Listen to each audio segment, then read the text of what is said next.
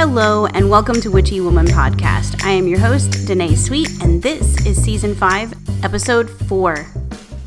Today's episode is all about astrology and witchcraft and how we can use them together for our witchcraft and spiritual practices. But first, I want to draw a card. I remember I used to do that in some of the other episodes, and I thought I would start doing that again. I am drawing a card from the illustrated Herbiary Oracle cards by Maia Toll, illustrated by, I gotta take off my glasses to read this because it's small, Kate O'Hara. I love the artwork. The packaging is gorgeous. Just throwing that out there. So don't mind any construction sounds. I can't take them out, or I could. Let's be honest, I could. I could spend hours taking out construction sounds, but I'm not gonna. So, unless it's like super loud, it's staying in. So anyway, I am going to shuffle these and we'll draw a card for the time period from this episode to the next. I'm asking my guides, what is the most important thing that the collective needs to know, focus on, or be aware of from this time period today to the next episode of Witchy Woman Podcast. So 2 weeks. All right. I always go 1, 2, 3, and here's our card. Okay. Hang on. I gotta take my glasses off. Okay. I'm old. I have to take off my glasses to see things close up nowadays. So anyway, I'm looking at the card. It says tap your resources and Burdock. And it's a picture of a hearth with a cauldron in it. And the burdock root is, you can see the roots in the soil and then the flowers and stuff and the leaves on the outside. If you hear construction noises, I am, again, so sorry. I'll edit it out if it's super loud, but it would take me hours and hours and hours and hours because this is my life, constant construction. Anywho, back to the card. It says tap your resources. To me, this is looking at it going, we need to ground ourselves, try to remember our coping mechanisms. It says tap your resources. So to me, that means take like an inventory of the things that you have to deal with our current reality, whatever that is for you. So here in the US, it's chaos. So I think this means, because burdock is a beautiful, deep rooting plant that's very persistent, very, I just really like this plant anyway. But anyway, so let's ground ourselves. Let's go through our coping mechanisms. What do you have? Like for me, that looks like, okay, I need to, I'm going to watch my comfort show, which is Bones. I don't know if you guys have watched that before. So I'm going to remember that I can turn on Bones. I have my noise canceling headphones. I can listen to music with my headphones. That always makes me feel better. I keep a ice pack in the fridge to put on my chest when I start to have meltdowns or panic attacks. That makes me feel better. I want to remember that I have my hammock, like just laying in the hammock and swinging and stimming feels really, really calming and soothing to me. So I'm going to remember that I have those things, and then there's more. And I have friends. I can call them. I can text them. We can text each other and make sure that we're good to go. I think this card is telling us to slow down and take care of ourselves. Okie doke. So let's get into it. So let's dive into why astrology has a significant role in witchcraft. Understanding a bit of astrology can take your spells and rituals to a whole new level, in my opinion. And the good news is that you don't need to be an expert in astrology to use it in your witchcraft practice. I am by no means an expert or even close to one. I get the basic concepts. So, but I do know enough to use it in my practice to plan spells, and to me that helps me create a more successful outcome.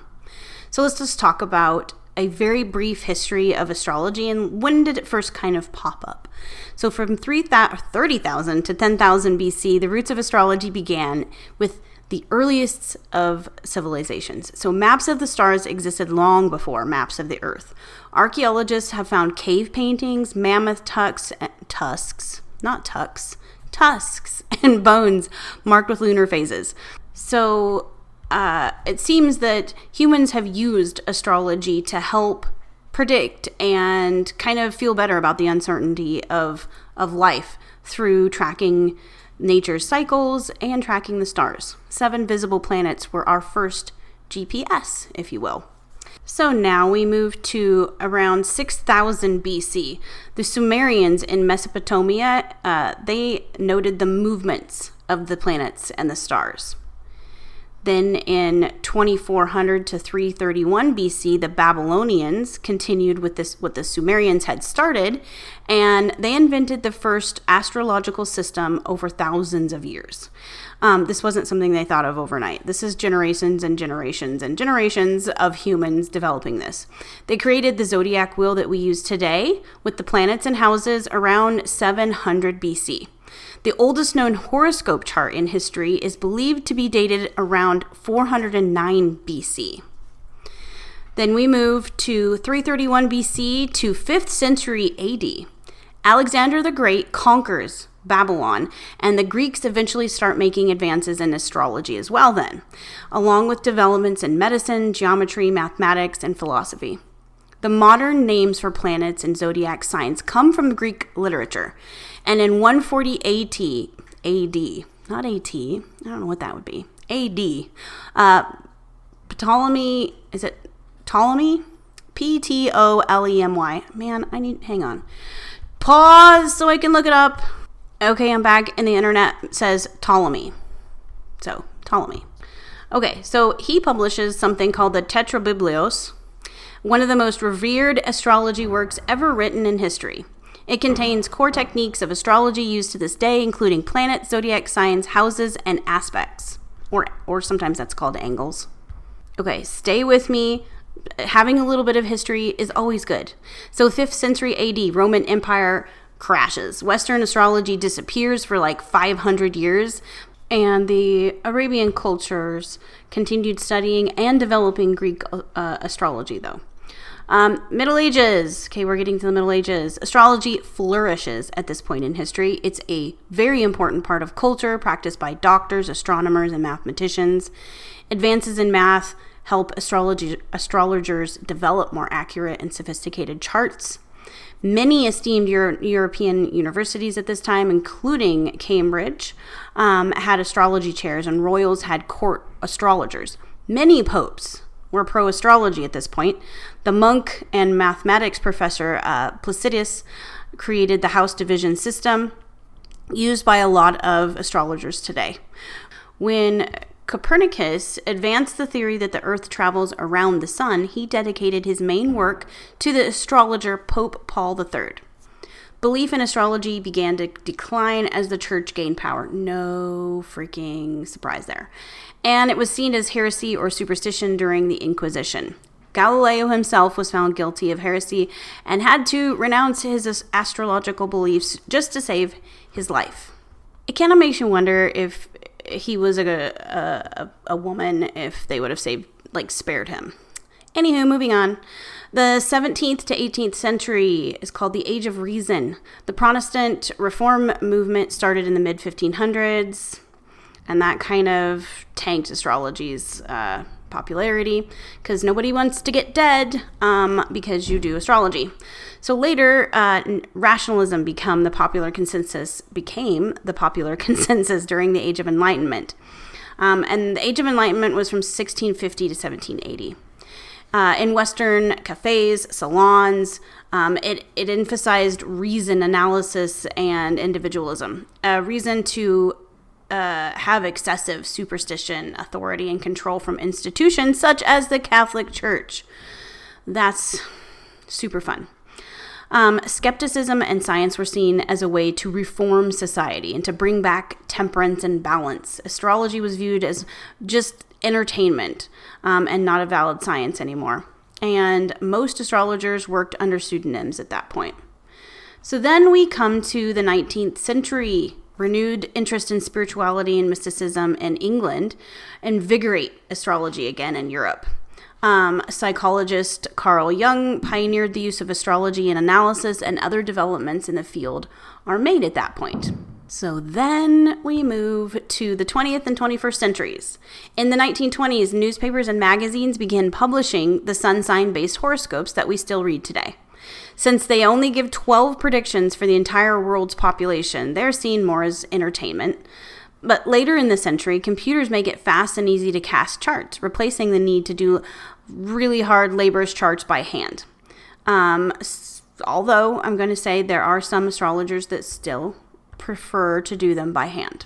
And I also want to say that from ancient times, herbalists planned everything from planting seeds, harvesting, and also creation of their magical herbal blends, oils, and even creating their tools. So what I'm getting at with a little bit of history is that astrology is a part of our human existence. It wasn't and isn't just something fun to do. It was used and is used today to plan out people's lives and how we move through the world. So, how do the planetary energies influence magic? Because that's what we want to know, because we're witches, right? Let's discuss how each day of the week corresponds to a planet that rules the day. So depending on the planet's energy, certain spell work can be more or less effective depending on what day you do it on and if you draw from that energy. So let's just go through the days, starting with Monday. And these are common associations with each day. There are different specifics for each day depending on if you're talking about gods or goddesses associated, what tradition of witchcraft or paganism or spirituality that you follow. These are going to be generalized, okay? So don't come at me if it's different for you. So Monday is the moon. It's moon day. And the correspondences would be fertility, intuition, and divination. So Mondays are an excellent day to do your week ahead card pulls. So if you're doing that, if you're doing a fertility spell, if you're working on your intuition and deepening that practice, work on it that day. Tuesday, Mars. That's the planet associated with Tuesday is Mars. So think passion, aggression, and forward movement. If you want to do a road opening type spell or something to kind of get rid of all the blocks that you've got going on that either you or someone else has put there, Tuesday, do that spell on Tuesday. Wednesday, Mercury day. So this is all about communication, technology, travel, socializing, that sort of thing. So that would be a great day to do communication spells, whether it's to break it or to make it better. This is all about communication on Wednesday, so think in those terms.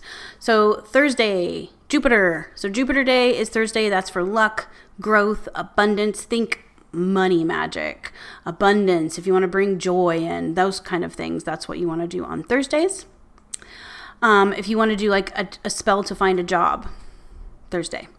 Friday, Venus day. That's pleasure, joy, romance. Think those kinds of things. So love spells. Do glamour magic, that sort of thing. That's a thing for Fridays.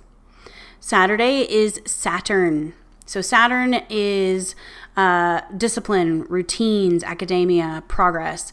So if you are looking to start a new habit, Saturday.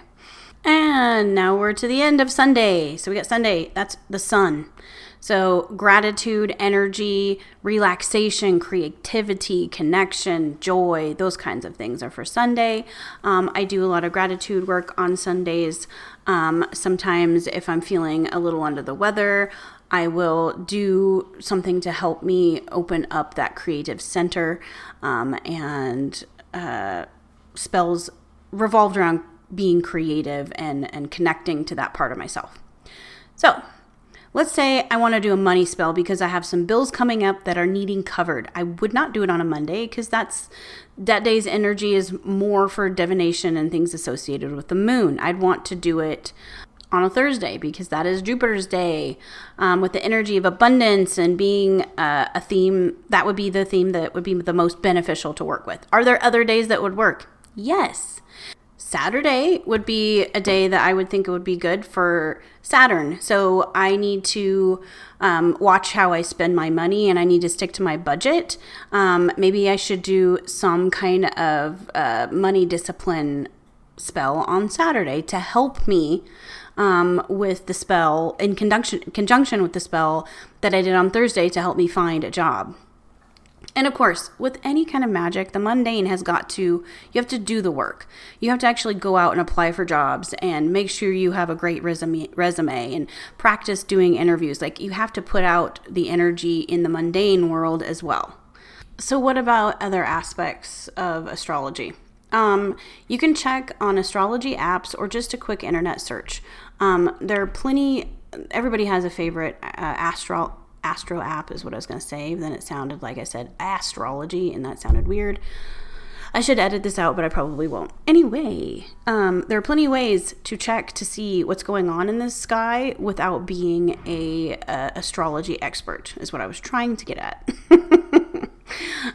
So let's talk about retrogrades. So when a planet goes into retrograde, it can mean a whole bunch of different things. But let's talk about Mercury retrograde, because that's the one I see online when people are talking about retrograde and Mercury and spellwork and all of the stuff. So would I do a spell for strengthening communication with my romantic partner during Mercury retrograde? No. Personally, no. Mercury is heavily splattered all over my chart, my natal chart. 2, I know from lots of experience that Mercury retrograde usually just beats the shit out of me. So no, I'm not going to do that kind of spell during a Mercury retrograde, because Mercury has to do with communication of all kinds, and communication with my romantic partner is probably already going to be freaking wonky because of retrograde. I'm not going to work against that energy. I'm going to do it a month before the shadow period of before Mercury retrograde, because it does screw me up like that. Me and Mercury have a love-hate relationship. So I wouldn't do that. Does that mean that you can't? It means you can do whatever the hell you want to do. I'm just telling you, these are the things that I take into consideration when I'm going to do a spell. Would I do other kinds of spell during Mercury retrograde? Yeah, it depends on what it is. I'm going to look and see what's going on with the other things in the sky. So pay attention to the planets when you're planning your spell work. It really, really does pay to just do a little bit of forethought, some planning. Okay, let's talk about eclipses and spell work. Eclipses are a mixed bag. When you ask different practitioners if they do spell work during eclipses, you're going to get a whole bunch of different answers. You're going to get the, yeah, why not? And then you're going to get the clear to the other side of it that, oh my God, if you do a spell during the eclipses, you're gonna, your boobs are gonna turn inside out and you're gonna have diarrhea for 6 months. Like, those are the kinds of crazy, stupid shit that I see on the internet. I just, pulled that out. That's not actually something I've seen, but I'm trying to say is that things get crazy when witches start talking about eclipses. So I do. Depending on the aspects of that eclipse, it's something that, yes, I will consider and have done. If it's a lunar eclipse, I might do a spell to reveal the truth of a situation and time it during that second half of the spell. When the eclipse starts to reveal and go back the other way. So it's all dark and it goes to reveal again. The enlightening of the moon as it's revealed is potent energy to work with when you want to get the truth of the matter that's hidden from you. I know some of you are cringing at this point, and that's fine. Don't do what I do then. If I want to hide something from somebody or from the world, I'm going to do a spell during the first phase of the eclipse. Okay, so let's kind of talk about how to work with your natal chart in witchcraft. So if you don't know what a natal chart is, it's a picture of the sky, basically, on the day, place, and time you were born. So all the planets and the stars and everything, it's a snapshot, basically, of what was going on the moment you were born into this world. If you'd like to look up your birth chart, there are a couple sites off the top of my head, cafeastrology.com and astroseek.com. Those are just a few of them that let you look it up for free. And I'm not going to get into houses, the houses system. I use the whole house system when I look it up. Most people, it's going to, most sites default, couldn't think of the word default to Placidius. So just use the default unless you are someone who does have a preference. Or your astrologer tells you, hey, when you are pulling your chart, use one or the other. So moving on. Using your natal chart is a huge boost when you're doing spell work. Knowing what planets are in which of your houses can assist in harnessing energy to cast an effective spell. So, like I talked about before, Mercury is everywhere in my chart, so I'm going to pay special attention where Gemini is, and if it's retrograde, if it's got anything going on, any beef with other planets at that moment, I'm going to make sure that I look at that first. So let's work with an example. Say someone wants to do a spell to bring in abundance through their business. So they want to, that's how they want that funnel of money to come in, is through their business. So the 10th house is what rules over careers. So I would like to see what's going on in that person's 10th house when they're looking to schedule spell work. The 10th house is ruled by Saturn. Pretend that in this person's chart, they have Jupiter in the 10th house. So they would want to make sure there are no negative aspects between Jupiter and Saturn on that day that they want to do that spell, because that would create some sort of negative energy and it would make it difficult for the flow of energy for that spell to release and execute properly. I hope that made sense, because as I was saying it, it kind of sounded as clear as mud. But anyway, I hope that was understandable. Like, saying it out loud, I don't know if it was, but I really hope it was. You can get even more detailed information about when you're going to do spells. So say I'm going to do it tomorrow at 6:00.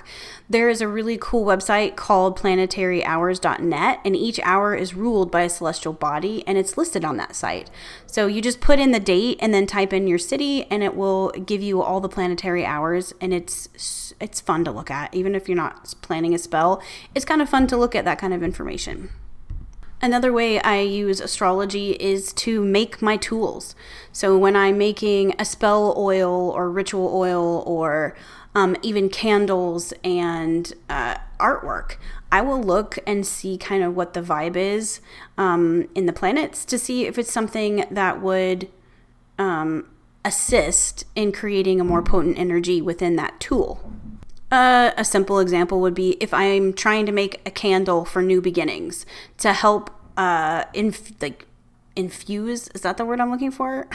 Imbue that candle with the energy of new beginnings. I'm going to start it on the new moon. That's when I'm going to create it. So think about those things when you're doing your rituals. Even when I'm cleaning my ritual and sacred space, I look and see what's going on in the stars.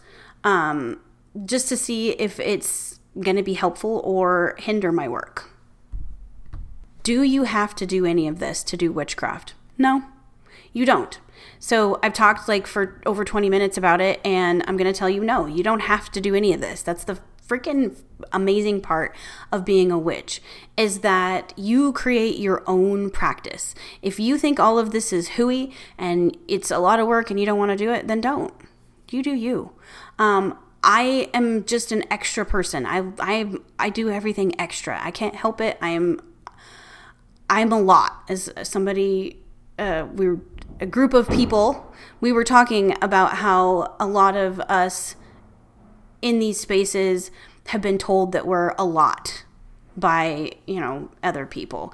And this is one way my a lot seeps into my spiritual and witchcraft practice, is that I like to do all of these little things. It makes me feel like I'm adding another layer of magic to it, And because I know somebody's going to ask, who do I go for astrology like, do I have an astrologer that I would consult? Absolutely, Calum Turner.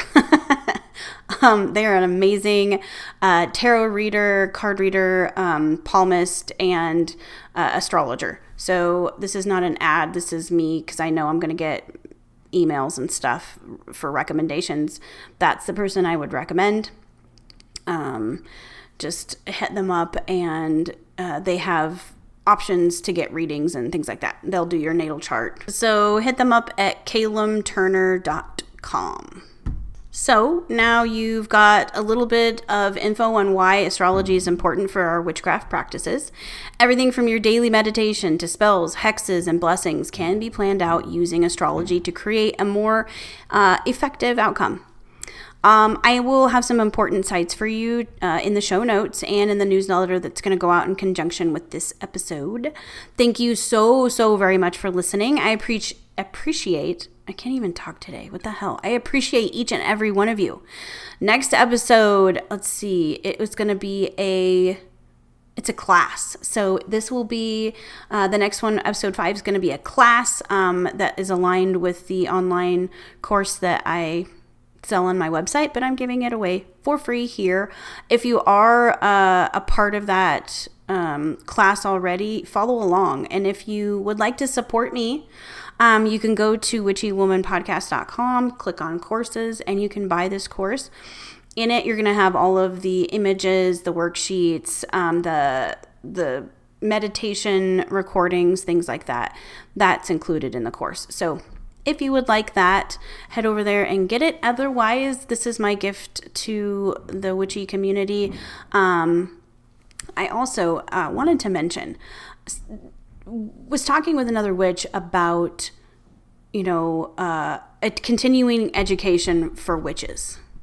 And they had assumed that I don't take classes. I absolutely do. I also don't teach advanced classes at this moment because honestly, I don't want to. I enjoy teaching the basics. I love guiding baby witches. I love reminding seasoned witches that the basics are something that it's important. So yes, I take classes. I read books. I try to always look at my witchcraft and spirituality practices as a ongoing endeavor. I am an information whore, and I will never stop learning about my craft, learning from other witches, learning from books. I love taking webinars and that kind of thing. So I think that everybody that teaches something should also be learning something, if that makes any sense. So yeah, I don't ever stop. So I will see you next time. So 2 weeks from now. Yeah, that's all I got. Stay witchy. Bye-bye.